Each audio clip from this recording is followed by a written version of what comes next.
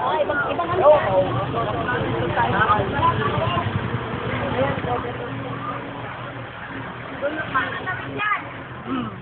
Dito tayo sa baba nagpunta.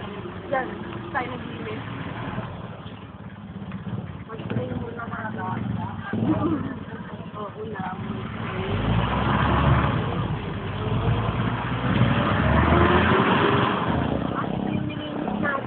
Yan nga, dito nga. Dito, oh, we clean this area, and yet, it's still. Grabe ka na. Ganito. Okay. Tanong natin kay Kapos natin sa ikaw. Naiingat. May ano ka, camera, yung para sa Oo, ito yung sa eto video.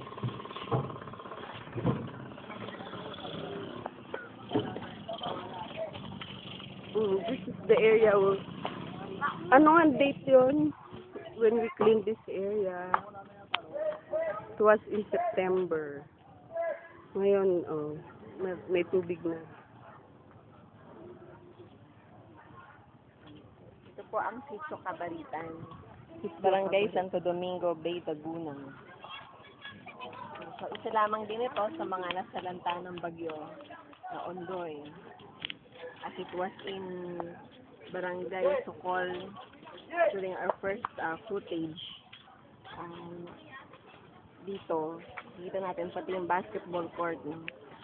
Ay, and you can see over there yung mga houses over there na sa bubong yung mga tao. Dito ba baba? Saan ba ang ano ni Kapitan? Saan ilalagay? Saan ang sabi? Dito lang po.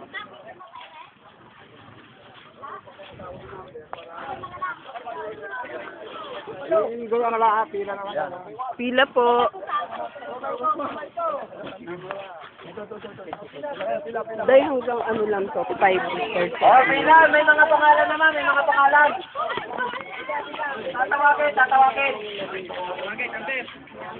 Tatawagin na may mga stop.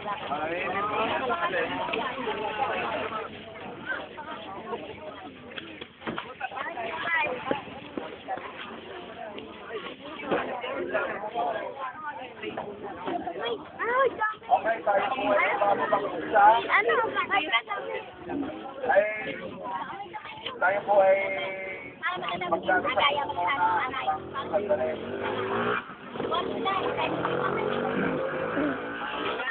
yung po may mga stop po muna pipila kasi po ay limited po ito.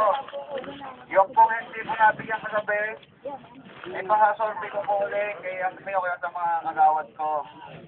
At huwag po kayong magtatakbo o kayong ito po kay Ma'am Puerta. Magandang umaga po sa inyo lahat.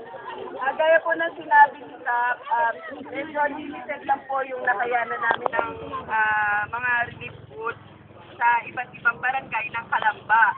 Meron lang pong nakapagsabi sa amin na marami pa rin po na kailangan dito sa area nyo. So, meron pa kaming mga dumating